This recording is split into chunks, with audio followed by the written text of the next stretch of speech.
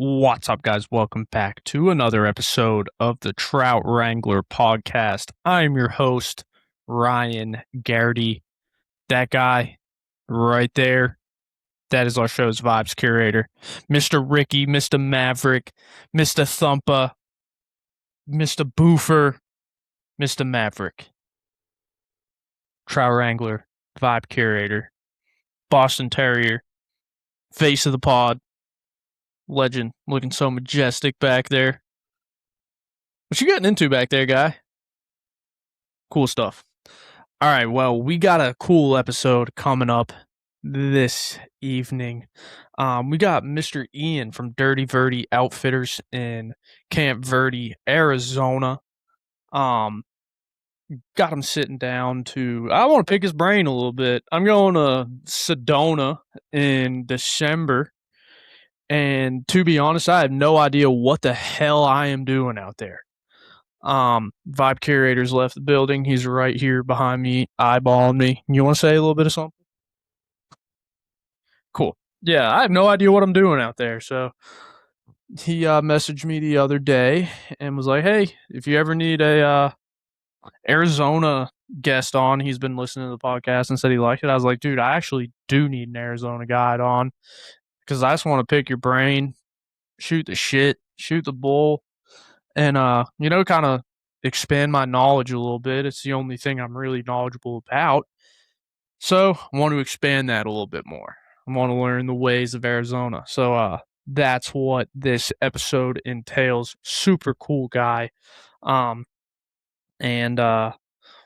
before we get into it, I would like to thank the show partners, Free Fly Apparel, Afueta Coffee, Yeti Coolers, Cordina Eyewear, and if you would like free shipping on all of your Cordina orders, use code RISE_FlyCLT ASMR. Not ASMR, but yes, RISE_FlyCLT in the checkout screen. Trout routes. If you would like to get a month of Trout Routes Pro for free, use the link in the show notes and sign up.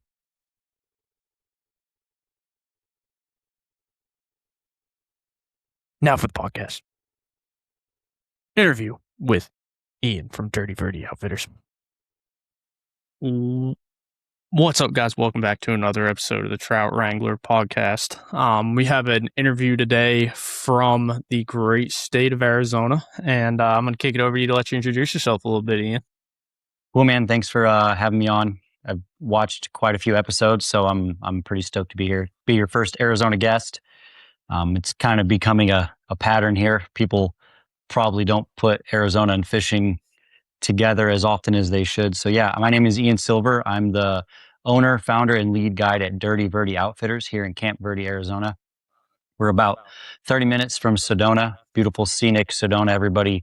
Most people are familiar with that area, and I'd say we're an hour north of Phoenix and an hour south of Flagstaff. So good fishing in each direction. And then if you were to go another hour or two in the east or the west, we've got a little bit of everything. So happy to be here. Thanks again, man. Dude, no problem. Always, man. It was something, dude. We were supposed to, like I was telling you when we were messaging back and forth, dude, we were supposed to go down there last December, and we had to call it off at the last minute, dude. And I was like scrambling, like, dude, I have no idea what the hell I'm doing in Arizona. Like, I don't know what the hatches are. I don't know what to expect. I was like, I'm just gonna bring a 4-weight and just like go from there. It's a good bet. Yeah, our hatches, man. I mean, we'll kind of just dive into some of that type of stuff. But our hatches, I don't want to say they're non-existent, but they're short-lived, and it's one of those things I tell people, if we have a hatch, typically by the time you put that fly on, it's gone. We get the pale morning duns, pale evening duns. We'll get a little caddis hatch. A lot of midges and emergers. So that's kind of what I throw a lot of that stuff, but yeah, we don't have the big salmon fly hatches. We'll get cicadas. Oh, dude, And that's awesome. yeah, the cicadas are epic because you'll go out with the intention of, throwing streamers, and then you get on the boat and you're like, oh, this is what's happening. Oh yeah. So, I mean, I guess you could call it a hatch to a certain extent, but yeah, Arizona is an interesting place. And where we're at is I'm in Camp Verde, so it's a very, cowboy town. The building we're in is actually one of the oldest commercial buildings, or if not the oldest commercial building in Arizona. The Wingfield Plaza, a lot of history. Our back like outfitter room is actually part of the old jail. I Oh mean, there was like hangings and shootouts and all that stuff here. So we're in a low income area, and I have no ill will towards it. There's a lot of bait chuckers. yeah. It's a lot of good old boys. I mean, I grew up in Louisiana and Texas, and so people come in, they want their catfish bait and they want their hot dogs, and I'm doing your accent for you. But yeah, so fly fishing, I tell people I'm trying to bring people to the dark side, and we're seeing a slow transition of these people who are just, they think fly fishing is for the rich people. Yeah. And that's how it was, maybe, I don't know, 10 years ago. Right. And you can still spend a lot of money if you want, but we're really focused on it being a low income area, doing a lot of community events. We give out gear, or, we sell a lot of like the Eagle Claw fly rods, Yeah. just stuff to get people started because they're intimidated by it. First off, there's a different learning curve, so we try to cut the learning curve in half, go to the local park, all your kind of typical, if it's a good fly shop, your typical stuff, teaching people how to cast and whatnot. Right. So yeah, definitely a different area. I definitely think that's something that I think we're starting to see more and more is people catering more like, hey, this isn't just for like, someone that wants to go and buy a $2,000 sage. At the Yep. end of the day, dude, it all does the same shit, It does. It's I tell people, I mean, I'm kind of bougie, and I think maybe that just comes with the territory of being a guide or a fly shop owner. You kind of just, you get the pro deals, and you don't have to pay the same amount as everybody else. It's a blessing, but at the end of the day, I've caught some of my biggest fish on cheap gear, and a reel is just a line holder, and a rod is just an extension of you if you know how to use it correctly. Right. So people come in and they're like, oh man, they see some of the price tags on stuff, but then I'm like, look, I can get you out of here boots, waders, rod, reel, flies for less than $500. Dude, yeah. Like we can make it happen, and I'll drop you a pin where to go. If people come back so stoked. I love seeing it. Oh yeah, dude, that is always fun to watch too, dude, where Yep. it's like I've sent flies to people that are just starting to get into it, and I'll get like a picture like 3 days later. I'm like, that's what Yep. it's all about. Like Exactly. at the end of the day, and it's like there's similar going on like here right now too. It's like we have a shop in Hendersonville. I'm gonna give a shout out to my buddy Dave at Hendersonville Outfitter. He's the same way. Dude, he's like, Yep. you know what? He's like, I'm catering to everybody. He's like, so everybody starts somewhere, and it's like someone can go up to the Orvis store right now and walk out of there spending $2,000.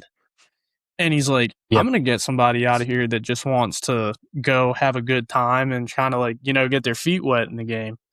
And it's like, I tell people all the time, if you spend that $2,000, now you don't have gas money to go on it. You don't have any money to go catch fish. yeah, exactly.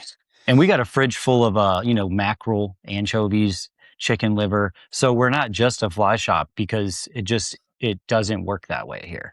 It's just not the way it is. So people are coming in and buying. Our main thing is like soft plastics. Yeah. People fish for bass. There's a lot of ponds, and that just is what it is. But like I said, we're slowly, and like you can see, that's our fly selection. Okay. That's it, because we know what works. And there's no hate to the fly shops that it's sick when you walk into. I love the big fly shops where they have 3,000 flies. Right. But we have 5 confidence flies here. You're just not throwing all those flies. Right. So, dude, I feel like almost like if you're a fly shop or like a tackle shop, period, you're doing yourself a disservice not carrying bass stuff too, dude. Because it's like, yeah, fishing as a whole is just catching fire, man. Like, I remember when I was younger, dude, when I was like just getting into fishing, I was like, dude, I don't even know where to buy half this stuff. You really only could go to Dick's Sporting Goods and like Gander Mountain. Oh man, Dick's Sporting Goods bringing me back. Yeah, dude. And it's like, oh my gosh. And now it's like you got all sorts of these tackle shops. I was like, damn, I remember when it was almost like crazy to come across one. It's literally like if you're playing video games and it's like you the Call of Duty, like the the chest, and you finally get the ray gun and it makes that crazy noise. It's like, I love the Call of Duty reference. Dude, I was like, holy crap, I've just found the ray gun. I was like, I'm gonna go in here. The only thing we have a Big Five Sporting Goods. Yeah. We have a Walmart. Those are 30 minutes away. So, I mean, the whole idea behind the shop was, we got these big comfy leather chairs. We just expanded to another space next door. So we're slowly moving. But the main thing was I needed a place to get Google verified. They weren't verifying my guide service. So I was like, the overhead was next to nothing. I figured I'll get a spot where people can come and chill. And then clients were asking, hey, do you have waiters? Okay. Now I have waiters for sale. And then it just turned into this whole thing where it's a full-on shop, and we're very intentional about what we sell too. Going back to that whole point, we carry a couple of your big brands because we want to be a destination as well for people who do fly fish. Yeah. But, a lot of this stuff is made in the same place. Oh yeah, dude. I won't expose anybody. I got a lot of hate on my last podcast with the Fly Guides for talking about some gritty stuff just in the industry. You see a lot of different things, especially, when you're just an angler versus a guide or a shop owner, you start to see a couple different things. And I started noticing some of my stuff was coming from the same place as the big names. And I'm like, what am I doing here? Dude, it's kind of crazy when it's like you do get a package and it's like, that's a similar address to where my other one came from. Singapore? Yeah. I thought you were made in America. Right, dude? It's kind of crazy. And it's like, I've been kind of seeing a lot of that too. And it's like, we're just going to see more and more of that, man. And it's like, sad. I mean, I had stuff showing up that said made in China, and I'm messaging them like, I thought you were made in America. They're like, oh, well, it's assembled, whatever the excuse was, whatever. I do what you got to do. You got to make your money, but took 3 months to get it, and I had to pay tariffs, and it's made in China. And I'm really intentional about what we carry. So people come in, they're like, oh, I'll come back when you have more stuff. And I'm like, okay, you're going to be probably waiting a little bit because the stuff I'm getting is going to be intentional. Right, dude. Like, so my thing too, if I see made in America on the tag, it makes me more willing to buy it, Yep. And that's one of those things, just like we're seeing go away very quickly. Yep. And it's going to keep getting worse and worse. And there's going to be those couple companies, dude, like this might be a hot take, dude. We're starting to see it with the tungsten companies. Why do we think the tungsten companies are skyrocketing their prices? Yep. It's We had a hard time. We found a foundry, and we're slowly working on things. We might be able to be the cheapest distributor of tungsten beads in the United States. Okay. If we can make this, that'd be good for you with your tying and stuff too. Because like I said, they're all, like I think is it Ryzen or Risen? Is it Ryzen? I think it's Risen, I believe. Risen. So I mean, there's all these brands. I know where they're getting their stuff. Yeah. Dude, this is what it is. It's kind of crazy.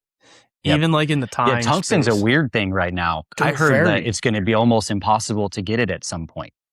Yeah.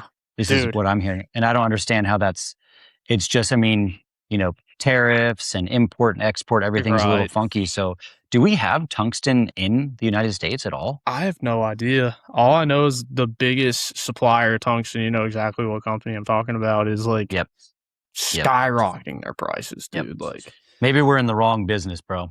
Maybe, dude. Maybe, dude. But it's like, I've been hearing it, like seeing rumblings of mostly everything, like midges, stuff like that. Anything with a bead head is going to be brass, all brass here pretty soon. Yep. And that's what we're we tie a lot of our stuff in-house and we'll use tungsten. So, we're still cheaper than your Sportsmans, your Walmarts, your Bass Pros, but a lot of our stuff, we can't get it. So it's brass beads. Honestly, I fish a lot of stuff with a split shot anyway. Yeah. And I'm trying to find it. That was the other thing. I'm trying to find non-lead split shots. That's almost impossible unless you want to pay a lot of money. But I fish a lot of small stuff with split shots anyway. So having the tungsten, it's nice, but the split shot almost gives it a different presentation if you put it like 6 to 8 inches up. It's almost kind of like a drop shot. Right. That's what I was just thinking, dude. It's almost like a mini Carolina rig kind of thing, dude. There you and go. It's like, there you go.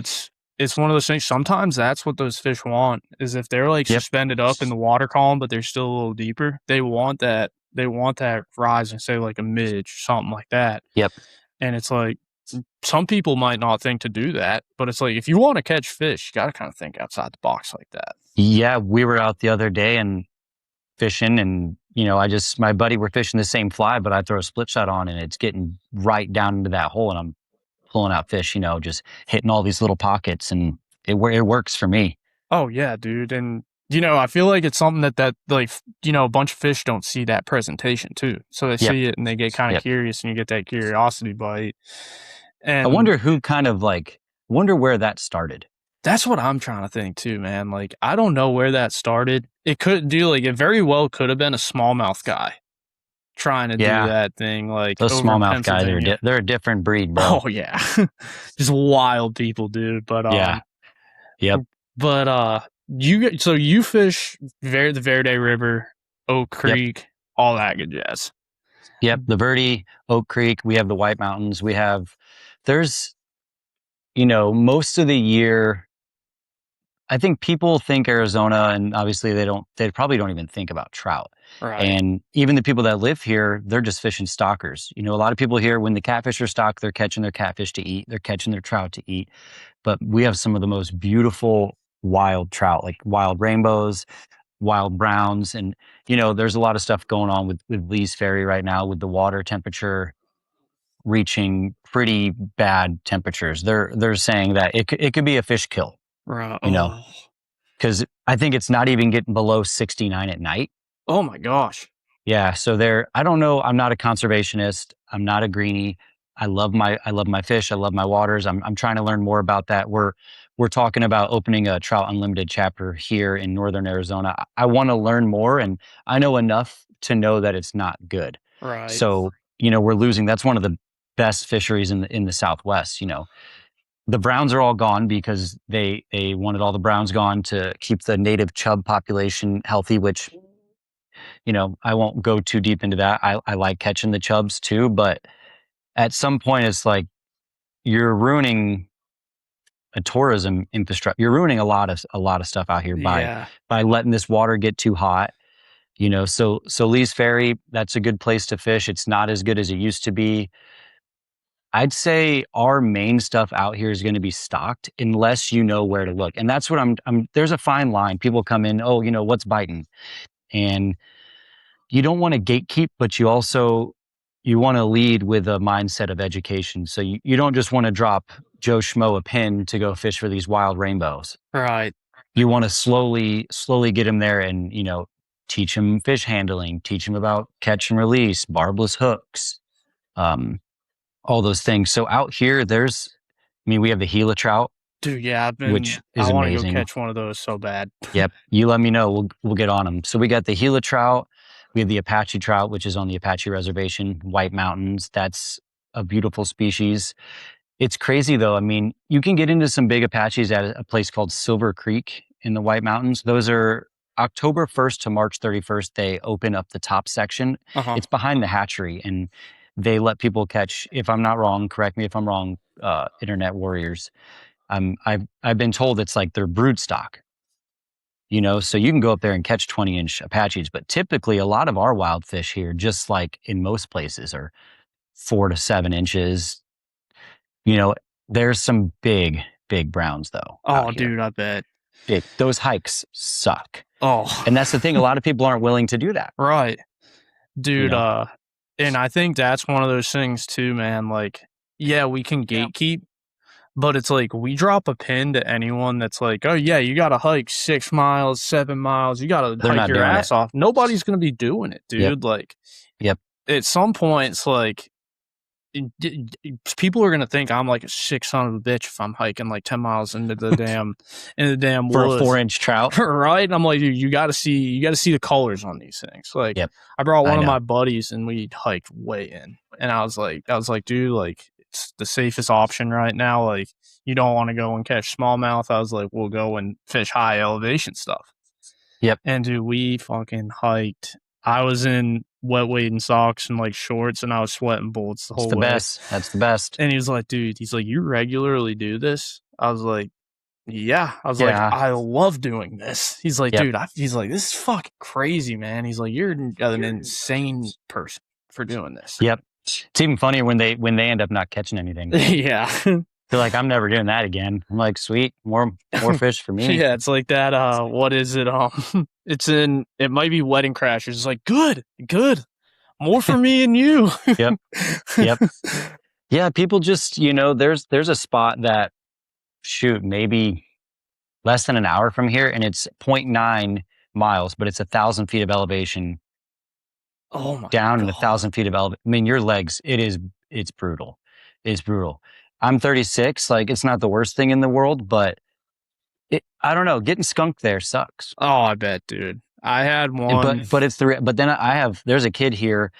Shout out to Kai. He's 14 or 15. He ties some flies for the shop. He lives in Phoenix. He caught like 140 fish. Yeah. Like, his dad, like, this is all legit. I don't know how many of them were trout, because a lot of were chubs, probably like half and half. But I've gone there and I've caught, 50, 60, but I've also spent. Oak Creek is one of those places where I've been fishing Oak Creek for years. I've been fly fishing since 2020. Fishing on and off kind of my whole life, know. But Oak Creek is one of those places where it's like, I refer to her as she. I don't know why, but like, I mean, maybe I do know why, because I'm not going to go into it. She's not very nice, Oh yeah, she's a she, and it's like some days she's not good to you. Every rock is an angle breaker, and I've had 30 fish days there, and then I've had a year where it's like, what is happening? And my buddies are like sending me pictures. I'm like, what am I doing wrong? So Arizona's waters are very unforgiving most of the time. okay. And a lot of these places are, Sedona is a tourist trap. Oh yeah. So I've talked about it before. The pressure there is not necessarily from fishermen. It's from swimming. It's from people that come down and just trash it. And right now what we're dealing with is, we had a big fire called the Pocket Fire. I don't remember how many acres it burned. I'm bad with numbers. 30,000 or something like that. But the main thing was, the fire was horrible. But what happened is, monsoon season came around and it washed all of the ash, the soot, and the fire retardant into Oak Creek. So at first, the slide fire happened maybe 5 years ago, and it took a few years for the fishing to get good. And we just went up the other day, and you can go above where the fire went and it's crystal clear. You go below, and I mean, the ash is piled up on the banks. Oh my and gosh. it's not looking great. We did see a bunch of, I probably saw 150, 200 browns this big. So hopefully they're smart enough to wait to go downstream and repopulate, but they don't stock the browns here. I think the last time they stocked them was like the 70s or maybe before that. So it's a weird time right now in Arizona. All of our lakes are incredibly low. Yeah. I mean, some of the lakes I fished when I lived up north in Williams, you can walk across them. Dude. So it's tough right now. That's why we've been resorting to the canals for carp. Oh, dude, that's awesome. Or we do there's like a local private pond that we go to, and people come in to book a tour, and hey, we want to go catch trout. And first off, it's August. Yeah. So it's 106 degrees out, and the creek's just not good. So I throw out the option for carp on the fly, and you kind of see them. They're like, we have carp in Texas. I'm like, have you ever caught it on a hopper? It's like, No. And then yeah, exactly. Their wheels start turning a bit, and then they come out. And at first they're like this. They wanted Sedona, they wanted red rocks and mountains, and now they're fishing neighborhood pond. It's not ideal. And or I had one guy who's like, yeah, we just got back from Wyoming. I'm like, this has nothing compared to Wyoming. Look at the duck poop and the crackheads, and Unique they're like, experience. yeah, but they have a good time, and I'll see them out there again. Oh yeah. I'll go the next day, and they're like, I'm like, yeah, it's fun, isn't it? They're like, this is a blast. Like, you just gotta put your blinders on sometimes, and also be grateful for what you have, and most importantly, let nature heal itself right now.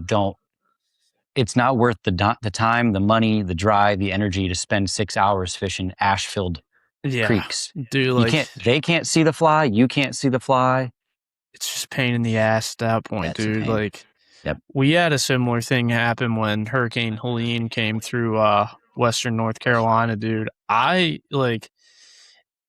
told people, I was like, dude, I wouldn't fish some of that stuff for like 6 or 7 months, man. Like, you don't know what was washed down into that river. Yep. From cow shit to like anything. Yeah, I know. Else, yeah. Like all the runoff, dude. Just like one of my buddies was like, you think it's good to go up and fish the Tow River?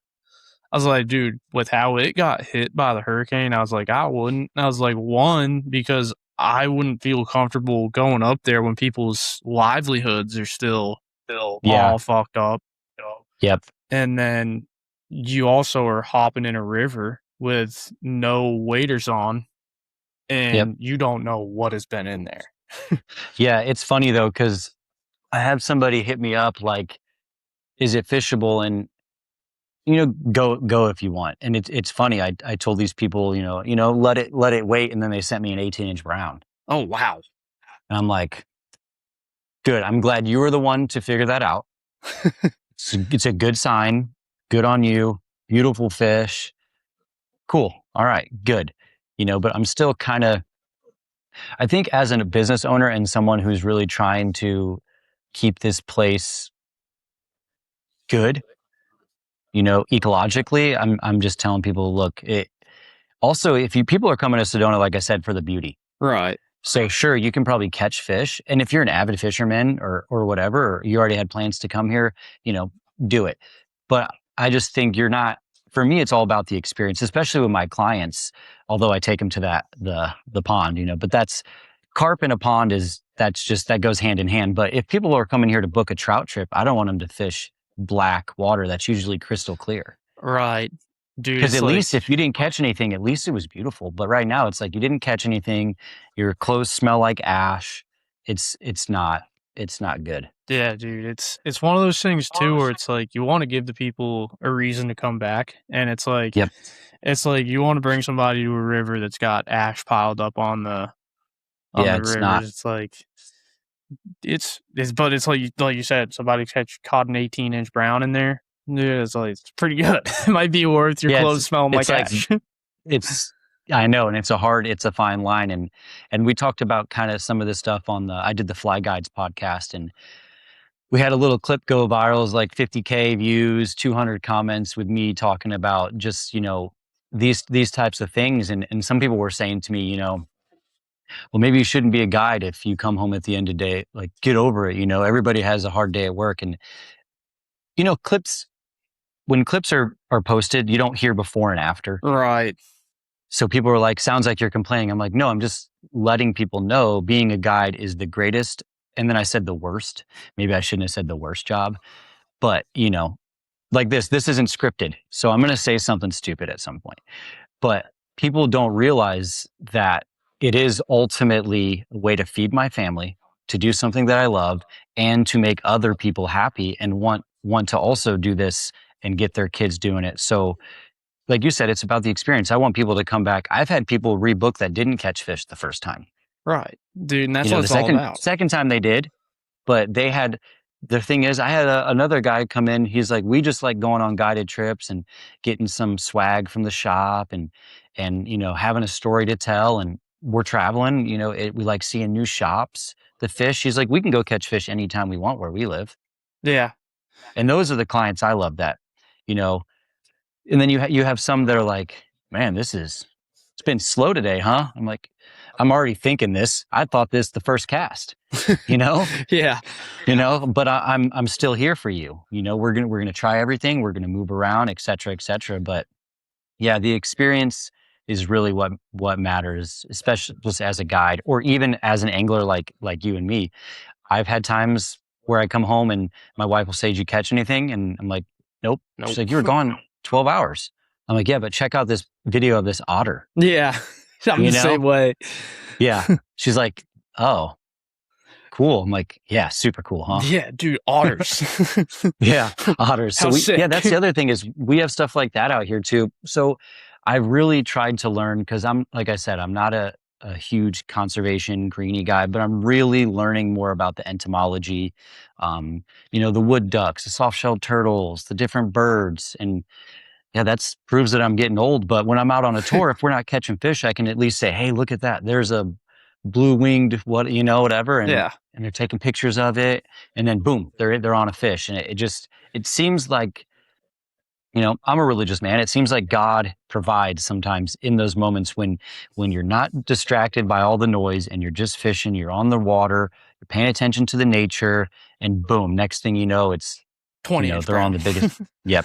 I wish. Dude, Yeah. that's one of those things too, man. It's like I just turned 30 and my girlfriend was Cool. like, turn 30. You're like, you got a bird feeder that takes pictures and tells you what birds are out in Did the you backyard. actually? Oh, dude, yeah. Oh man. I sent her a picture literally before we hopped on of this northern cardinal that landed on it, dude. It was a beautiful bird. I was like, dude, this is the prettiest northern cardinal I've ever seen. I haven't gotten that far yet. I know it's coming. I have a buddy, Cody. Shout out to Cody. He's been like on the bird thing. Dude. Like if we're kayaking or whatever, he's just the rod's down and he's just like, dude, quiet. Look at that. I'm like, what?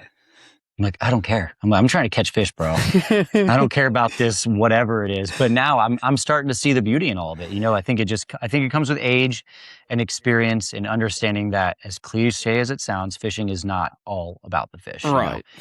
Dude. Real fishermen. I was watching Travel Fish Film. Yeah. Those guys, and there was a moment in it where they were like, if real fishermen, they get to the bank, they get to the river, and you sit. Right.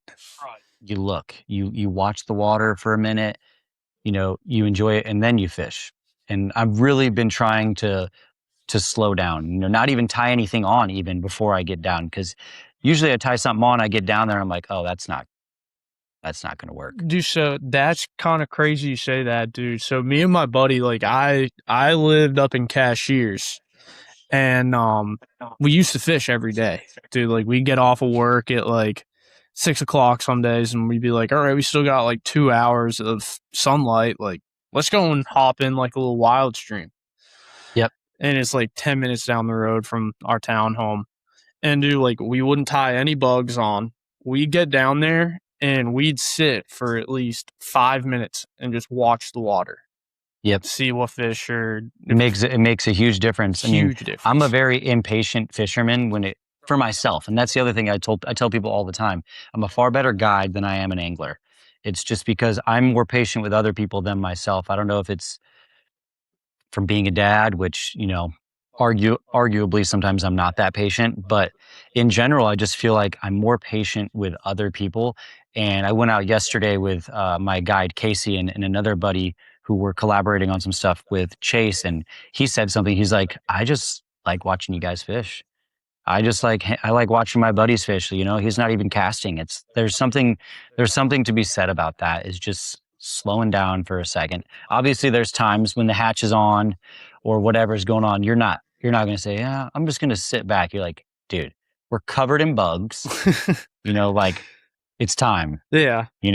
There's a time to fish really. And yesterday what I realized is we went to this place in Sedona. It's the Rainbow Trout Farm. It's a hatchery where people can come. They pay per pound. They use bamboo poles and they fish.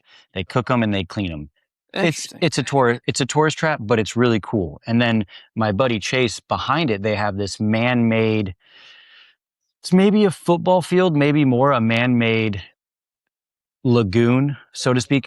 It's called the tailwater, and it's stocked with bigger fish. So we fished the creek. It's blown out. I'm not even fishing it hard. I'm kind of just roll casting, talking to them. And then, we're fishing upstream, downstream. Eventually I was like, let's just go fish the little like man-made thing, like we're not getting into them. Like, let's at least go have some fun. And for a second there, I was like, you cannot tell anybody we're doing this. I'm throwing a squirmy wormy in a man-made pond catching rainbow trout. But it didn't matter. We're all laughing, having fun, like sometimes that's what it's about. If you're not just figure out a way to make it fun and keep it fun, lighthearted. Oh, yeah. We're making fun of each other. Like my buddy, he caught his PB there. Oh, like, it's awesome. Is that really even a PB? That's a crazy debate that will be there. Yeah. I mean, the smile on his face, dude, is priceless. I have the video. I'm like, dude, he looks so happy. Yeah, it's a stalker. Whatever. If I posted it, I'm going to post a reel like showcasing the whole property, like the hatchery, the beauty, and I'll post the clip where he's hooked into it. And you can tell it's like a retaining wall. And there's going to be that one person who's like, oh, fish in stocked ponds. Who gives a shit? Yeah. I'm having fun, dude. Yeah. We'll see. So, we're at 32. We'll see if something happens at 33, like you said. But there's 33 right there. I think we're good. I think we're good, dude. If anything, I don't know why it said that, dude. But that is something, dude. Like everybody on Instagram, man. It's like Instagram. It's like people love to just shit on people for having a good time. Yep. And I'm like, with no context too. And that whole thing that happened, I had to stop commenting to most of them. And like, I listened to Joe Rogan, and that was one of the things he said. He's like, I don't look at the comments. Oh, I don't either. And I do. But I have to take a second because I'm a very reactive person to like, let this go before this goes. Yep. Because when this goes, it's all bad. Oh yeah, dude. Just that's like how I am too. I'm from the South. Like, I'm just going to say it like it is. I was calling people baby girl in the comments. Like I just don't hold back. So I had to dial back and kind of just be like, you know what? I don't know what these people might have had a bad day. Right. It just gets down to that. They don't know me. The homies that know me, they're like, dude, we know you. Like, it's not a big deal. So yeah. And that's, dude, like nothing on their podcast at all, but it's like, I've seen a lot of them like completely out of the fly fishing space, dude, where it's like, you only get 30 seconds of something somebody said, and it just sounds horrible. I'm like, dude. I was like, I told them, let's run it. Yeah. At first I was like, man, maybe I should message them to remove this. But the followers were coming in. Yeah. Their numbers were going up. My numbers were going up. The amount of support, 90% support, 10% haters. I'm like, let's just run it. Like, it's the internet. Right. Dude. I got a beautiful wife, 3 kids, great friends. I own my own business. I fish for a living. I'm like, you're not really going to hurt my feelings too bad. Right, dude. And it's like 95% of the shit that's said over like Instagram or in comments. It's like, dude, you've never said 2 words to me. You don't know who I am other than this minute snippet. Like, it's like, I'm not gonna sit on this couch back here and pout about it for an hour. It's like, you know what? At the end of the day, it's all in good fun. Dude, just get out and fish. It's also like, when it comes down to it, it's fishing. Exactly. Dude, it wasn't a political debate. It was just about, and what's funny, like, and we'll get off it after this, but the funny thing about it was, it's called the Fly Guides podcast. Yeah. It was about fishing and guiding. So people were like, you're complaining about guiding. I'm like, the conversation was about this. Right, dude. It wasn't about whatever else. So yeah, I just tell people, especially like a word of advice for people that want to guide. I think it's worth giving it a chance. Yeah. I don't think it has negatively. It's definitely positively impacted my life. I think I get to fish less, but I think it's unhealthy to just fish all the time or force yourself to fish. There was times where like I just wanted to. I had to fish every day, or and you start to get frustrated that way. Yeah. You don't find the joy in it. Just like yesterday when we're fishing out of this little stalker pond, it's like, that was so much fun. Oh, dude. Yeah. And I probably would have hated doing that if I'm like, all about catching 20-inch browns or whatever the case may be. It's like, man, just I love going to catch little bluegill, or I love throwing a hot dog on a circle hook and throwing it under the bridge by my house. Right. It's all It's fishing at fishing. the end of the day. It really is. It really is. So yeah. Dude, that's one of those things. We were talking about Oak Creek earlier. Dude, like, it has a huge problem with, like, people swimming and leaving beer cans everywhere and all that stuff, dude. Yep. And I'm guilty of doing that before I really fished it. Maybe not the littering, because I've always been kind of a nature person. But I remember, like, fishing these pools where dudes are, or swimming in these pools where dudes are trying to fish. Yeah. And now I'm that guy who's, like, trying to fish while people are trying to swim. And I'm like, okay, now I see why that dude was pissed. Yeah, dude. I'm doing cannonballs while he's trying to fish for wild fish, Yeah, dude. He drove 6 hours. But you never really know. I think it's easy just to, just have a conversation with people. Hey, you mind if I get in here for a minute before you start swimming? Because it's going to take us as fishermen. They're going to swim there for 3 hours. We're going to fish it for 10 minutes. Yeah, exactly. And we're moving on. Dude, so yeah, a lot of pressure from tourism. I think it's like something like 30 million tourists a year. Oh my gosh. Yeah. I'm pretty sure.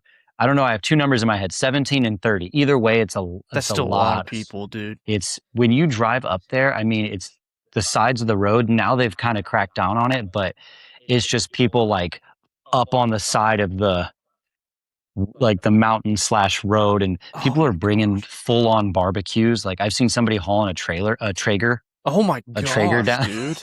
A Traeger down with like a canopy, like this big Mexican family, and they were the coolest people. They're like feeding me carne asada. Oh, dude, that's awesome though. The dopest thing ever. But at first you're like, oh man, like this is horrible. And you got to realize everybody is coming to enjoy nature. If we can just all get on the same page of not trashing it, it'd be totally cool. I wouldn't care. As long as we're not trashing it, like, you have every right to be down there barbecuing that I do fishing. Exactly, dude. It's like, we just have a different mindset. Exactly. We typically have a different mindset because we want to keep this place fishable. A lot of people just want to come, party, swim, go home, not have to worry about hauling their trash out, Yeah, dude. We have a similar spot like that here, man. It's called Wilson Creek. Dude, and it's like the same thing, dude. I've seen people like literally parked up. I have a picture from like, I think 3 summers ago of a full like lifted Toyota Tundra just backed up the largest embankment I've ever seen. And it's like, sick that those Tundras are pretty sick. Oh, dude, They are. They're legit, dude. They're TRD off-road setups. I'm like, all right, that says something about that truck right there, that it can actually do that. It's funny, like yesterday when we left the trout farm, I told him, I was told my buddy, I'm totally playing into the part, and I love it. I was like, I got a Toyota 4Runner with the rod rack, like the trout stickers. I was like, I love it. I'm gonna totally be that guy because I'm just living life. Yeah. And yesterday we all had these. Shout out the trout department, dude. Those guys are the best. They blew up. Yeah, because Fly Lords posted them, and then they exploded. Yeah, they were supposed to send me some months ago, and we kept messaging like, all right, next drop, and they're like, dude, sorry, we sold out. So they sent me some for the shop, and shout out to them. I'm just going to end up paying for these out of pocket because I've given them to my guides and my friends. But yesterday we're walking around the creek, and we all had the hats on, and it's hilarious. This one lady rolls up, she's like, you can't be fishing here. And she didn't see my buddy Chase, who lives there. And I was like, oh, we're part of the United States Trout Department. And she's like, okay, carry on. I was like, this is the best hat, and I don't advocate for this, but this is the best hat to wear if you accidentally get caught up in like some private property, and you're like, oh, we're actually here doing research and development, Oh yeah. So dude. yeah, I totally wish I came up with this. I totally wish I had come up with a hat like that. Dude, yeah, there's so many things that like I look at them like, fuck, man, like that's just in plain sight. Like, yep, that would have been brilliant, dude. Like, but it's one of those things too, dude. Like, I love like my thing is, it's like everybody loves like now. It's like you see it with golf. Everybody's like, oh, you're LARPing. It's like, no, dude. Like, this is shit that I actually like and enjoy, bro. It's so funny. You walk into a fly shop, or you just know. Yeah. You know, Oh yeah. I mean, it's the same thing. Like I live in a cowboy town, and I used to, and I probably will at some point do a lot of rodeo photography. And there's a dress code. Yeah. When you go to a rodeo, there's a dress code.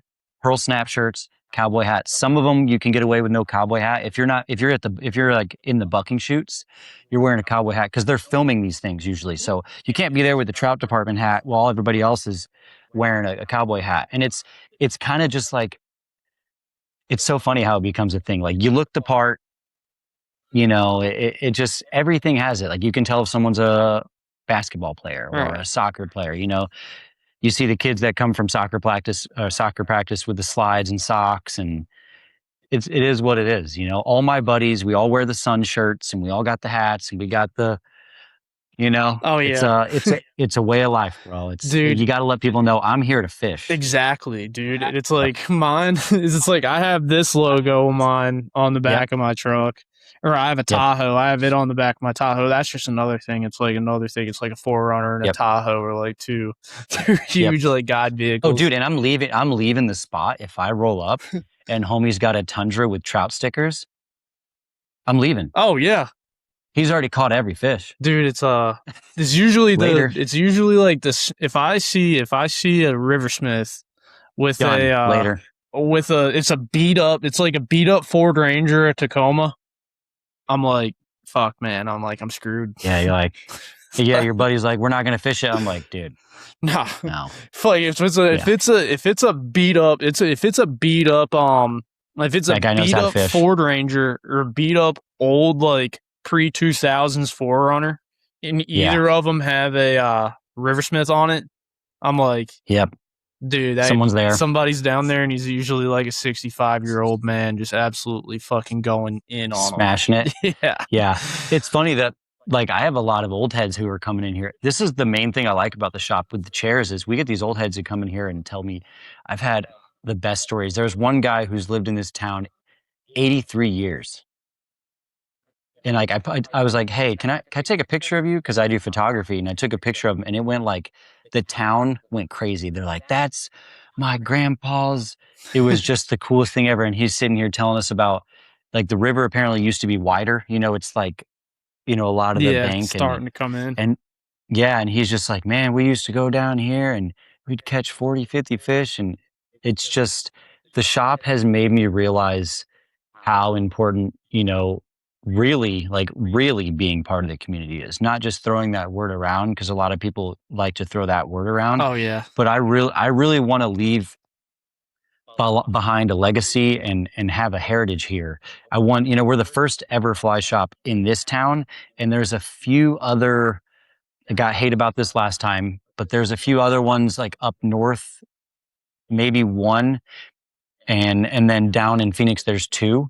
So it's not a thing out here. It's not like Montana or Colorado where there's 50 or 60 fly shops. So I'm trying to build something here that is like, brings this town. The town's not dying, but on a Sunday or Monday, even Tuesday, there's nothing going on. Yeah. And I want to change that. I want to have fly tying nights. I want to do events at the park. I want there to be some sort of life brought back into, because it's a river town. Right. But it's not marketed that way. And I met with the town of Camp Verde previously, and then yesterday the tourism board came in to do some photos, and we were talking about there being that fine line of not ruining this place, but also how do we get this place to be economically, thrive? How do we get it to thrive where people like myself can have a small business that's going to last? Because so many people have told me, oh, you're this used to be this used to be that, this building used to be like 10 different things. I want this to be, unless another thing opens up, I got eyes on one other little spot that's more like, it's got an old school vibe. It's on the road. I'm in like a shopping plaza. Yeah. But I want this to be something that stands the test of time. Right, dude. And I think that's a big key factor to having a fly shop these days, or like a tackle shop too. Yep. Is community meeting spot, dude. Like, yep. You have like coffee machine, old heads love to go in and sit down and drink coffee and shoot the bull with all their buddies. And then you get the guys that you wish would leave. Yeah. 100%. It brings both people, and that's totally fine. I got, it's good for me. it's good for me to have, the one or two people in here that maybe I don't agree with, or just come in and bug the hell out of me. But it's good. It's a good thing. And it gives them a place to go. More importantly, it's not about me. Like, I'm good to everybody. I don't make them feel a certain way, and I never would. And I'm practicing patience and all these things. And they have a place that they know, okay, on Tuesday, I'm going to go in and I'm going to talk to Ian about the fish in his fish tank for 3 hours. And it drives me nuts because I have a bunch of stuff to do. But at the same time, it's like, I'm glad they feel comfortable now to have a space to come and talk, Yeah, it's kind of like You got to clip part of that conversation. I was already thinking about it. Yeah. Yeah, just me complaining about customers, But I was just gonna put the community aspect into it too, because like that's something like if you're the only fly shop fly shop, tackle shop. Sorry, keep calling it a fly shop. It's it's both, but within 100, maybe within 100 miles more. Dude, because like that's when you messaged me the other day, I started looking at it. I was like, holy shit, that's a fly shop in Arizona. Because I was like, I've been trying to like get a little bit of information so I know what I'm expecting or something like that. And dude, like I've sent out a couple emails to people I'm pretty sure want in Flagstaff, and the dude kind of like dismissed me. And and then and shout out to AZ Fly Shop, Chris Rich at AZ. Dude. Yeah, he, all business stuff aside, he really, really was good to me and is continuously good to me. I saw an opportunity for growth, and I saw something this town didn't have. I'm not a very money hungry person. Obviously, I just had my third son. I have to put food on the table, right? Or I'm going to go back to working at the sawmill. There's not options out here, man. So I'm not in Phoenix where you can go get a killer job like that. I'm like, everybody out here you should see how many people come in here asking me to hire them, or how many people come and say, I was going to open one of these. It's like, I had to take the opportunity. Right, dude. That's one of those things, dude. It's like you got to capitalize on the things that you're given, man. Yep. And dude, that like really says something about a town too. Like that's gritty, dude. Like like in the best way possible. I love going to towns like that, man. Like old mill towns, river towns. Just the people you meet in those kinds of towns, do like have stories for days. I just if I could go around with like a recorder or something like that and record conversations I have with people in like these little gritty blue collar towns and stuff like that. I feel like something like a short film would be perfect for stuff like that, man. Yeah, and that's why I like that. Remember the fly shop tour, obviously? Yes. I really want them to come here once it's a little more dialed, because it's different. Right. It's because it's like you said, it's not just a fly shop. And I think also going back to that point, maybe it's a good business model for any of these fly shops listening. You should have a little tackle room. We carry eagle claw split shots and your octopus hooks and your worms, and because otherwise you got someone come into your shop and now you're sending them down the road. Not only, I get it. Maybe some people don't want to deal with it, but when it comes down to it, you're missing out on a whole 50% of your clientele. Do like at least have like a little section with like Senkos and stuff like that. Yep. Like maybe there is some people who just fly fish. I get it. I'm probably 75% fly, but sometimes there's a time where it's like my buddy's like, "Hey, we're gonna go fish for bass on the lake with this forward facing sonar." Bro, I'm bringing my spinning rod, my bait caster, and we're drop shot, Carolina rigs, Senkos. Yeah, and it's fun. It is what it is. I'll bring the fly rod too and catch a few, and I'm like, all right, cool. I still got my fix for the day. Yep, exactly. Dude, yeah, I'm the same way, man. Like I bass fished in college and stuff like that, and fished in high school. And it's like, dude, like I love to fly fish now. I got a bunch of my shit stolen. So it's like really all recently? Dude, this was 2 years ago.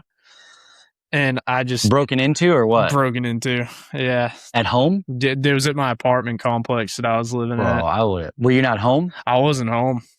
Yeah, I was say they would have been Swiss cheese after that. Oh, dude, this is the whole story. I've told it a couple times. Is I got home from, I fished a Tuesday nighter on Lake Wiley. Got home, had my rods in the cab, and I woke up the next day. And I wasn't fully living with my girlfriend at the time, so I had to go to work. I got in the car and I was like leaving it like 5 a.m. to get to work. And I'm sitting there, I like kind of get the sleep out of my eyes. I look to my right, I'm like, fuck, dude. I was like, I know for a fact I left my rods all in here. They had popped my dang lock, got in there, stole them all.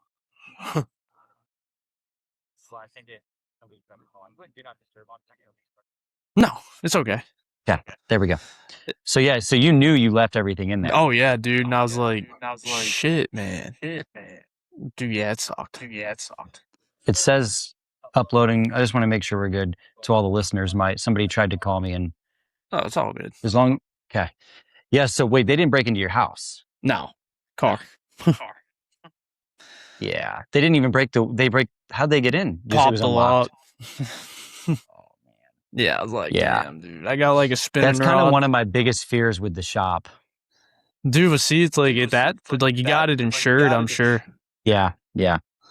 But yeah, dude, that was I was like, fuck, man. I got like an extra heavy bait caster and one spinning rod that I had in my apartment. I was like, well, don't really have much I can do now. Yep. So you had to start all over. Yep, had to start all over. But it's like I'll go and bass fish like occasionally now. Where it's like now I just fly fish. If I'm like going to hop around the ponds, I'll throw a 6-weight in the truck. It's just, I don't know. It's really more of an extension of yourself. It just feels natural to me at this point. I usually have both in the car, but I get to a spot and pulling out the fly rod. Oh yeah, that's how I am too, man. Like I just got the Coors Light Ross reel, and you got one of those? Yeah, dude. Where do you live? North Carolina. No, what's your address? Yeah. Dude, You're like, I swear I left this in my car. You see me on Instagram with it?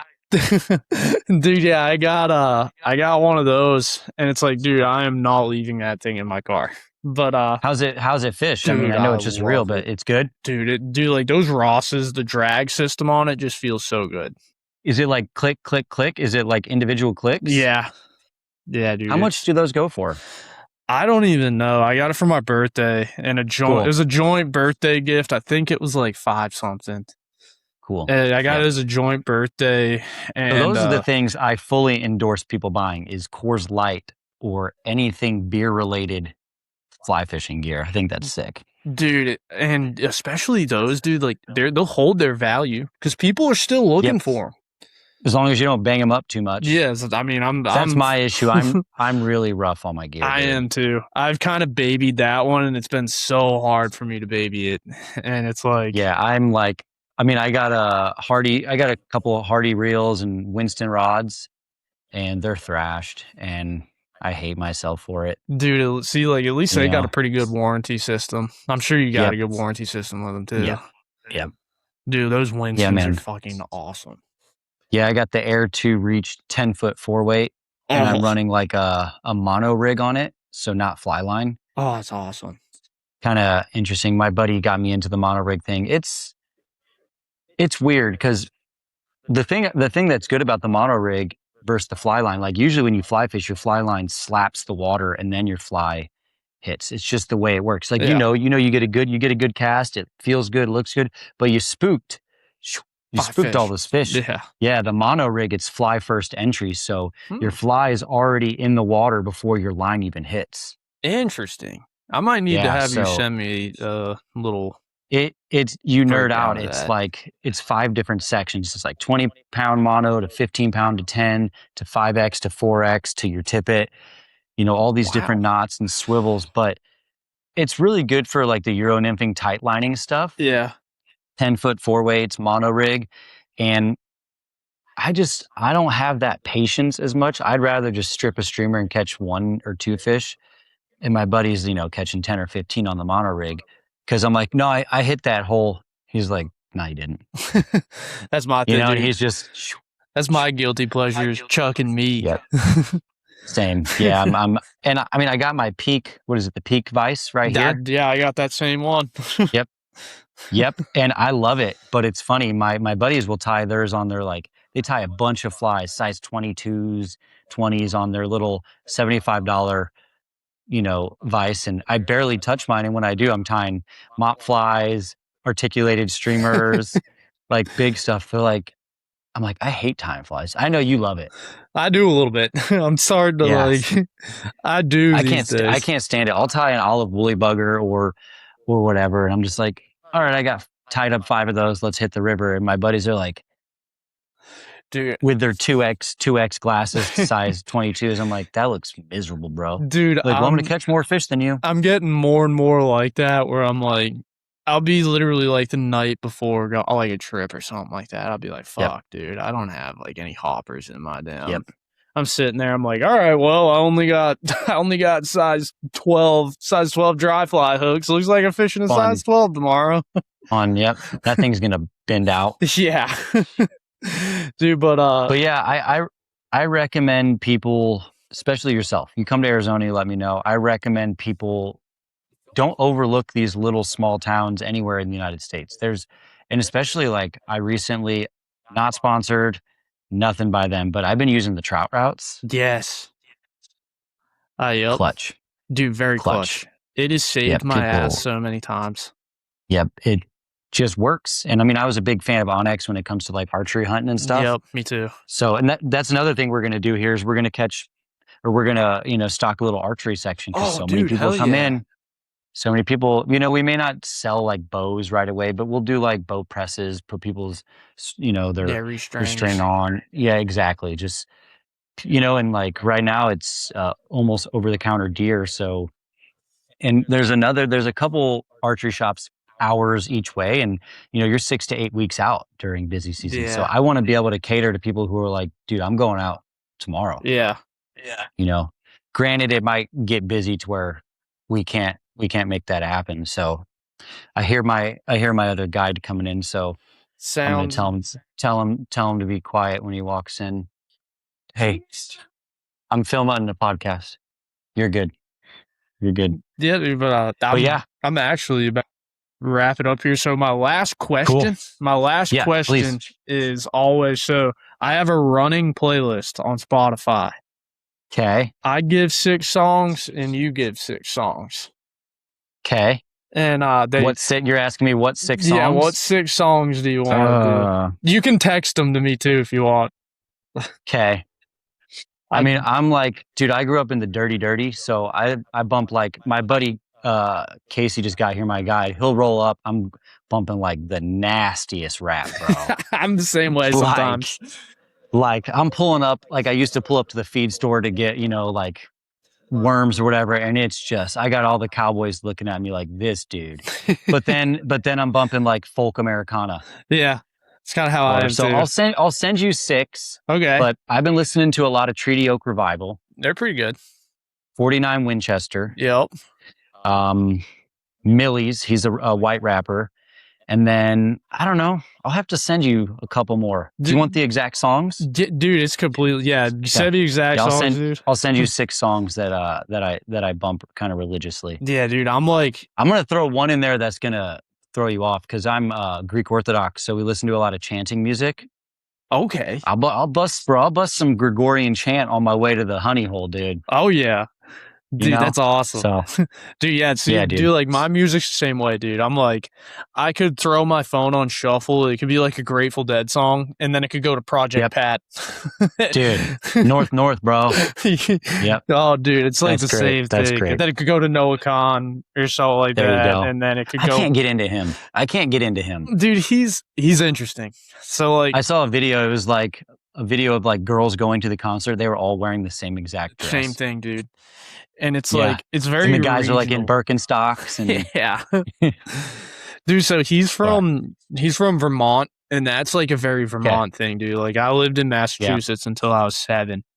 And it's like, that's a very Vermont thing, is it's like, dude. Why don't you send me a couple songs by him? Maybe I'll give him a chance. Okay. Maybe I'll throw him in the rotation. Dude, I used to be like a big Dave Matthews Band. Oh, dude, I love Dave Matthews Band. Dude, I used to be like, I'm a big Doobie Brothers guy. Dude, I like the Doobie Brothers, Allman Brothers. I'm a big Deadhead. I almost named the company Deadhead Outfitters. Oh, dude, shoot me. Is there one? No. Hold on. Doesn't Ross Reels do the steal your face. That was Abel, I think, that did that. Okay. Hold on. I just had them. I'll send you a few. I got these. Whoa. All right. I'll send you a few. Okay. I'll send you some stuff too. Yeah, I want to do some Deadhead merch. Dude, So.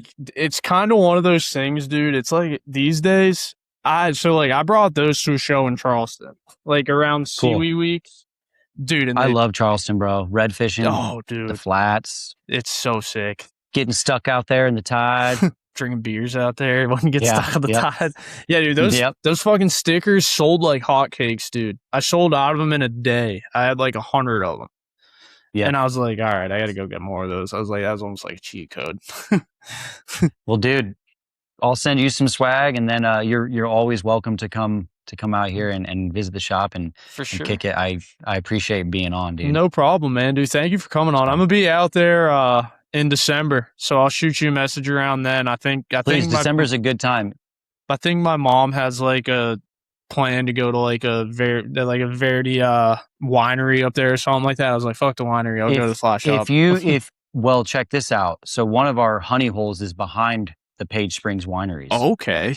So if you're going there while she's drinking wine, there's actually a part of it where they're on the back porch drinking wine, and we can be right there fishing. Oh, sweet. Count me in. So let me know where it's at, bro. Will do, brother. Hey, I appreciate you for coming on, man. Thank you. I appreciate you. I look forward to spamming everybody with the episode. Sounds good, man. I'm gonna click stop to let right. some of this upload.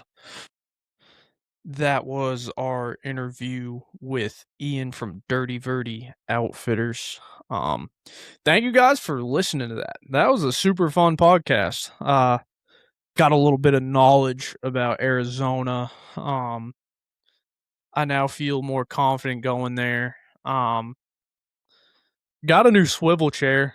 Anyone that knows me, I love a swivel chair. It also rocks. Love a rocking swivel chair. My room back here isn't quite fully done here. Got some stuff to hang on the walls. Pretty sick stuff. You want to see a preview real fast? Got some cool stuff back here. That right there, I can't do that. That right there, that's a die cast signed by Dale Jarrett. My girlfriend got me that. But check this out. Check this joint out, man. This thing's going on the wall.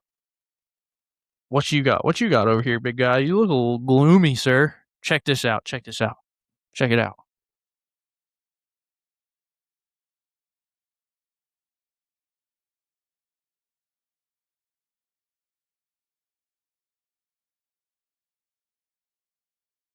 Check it out.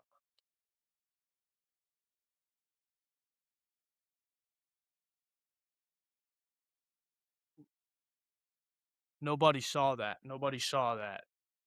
This is one of my prized possessions. It has nothing to do with fly fishing. I'm on a big ADHD tear right now, so I apologize if you don't like any of this.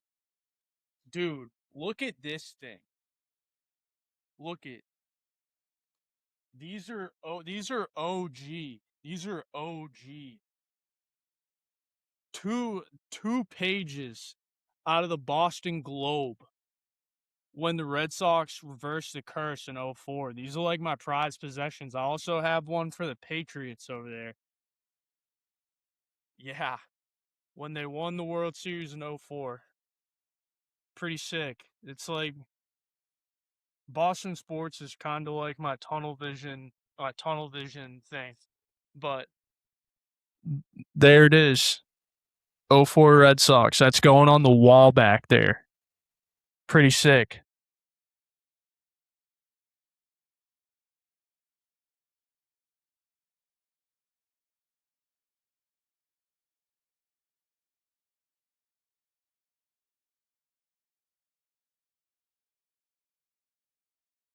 I don't know why I felt the need to show everybody that. I thought that thing was pretty cool. But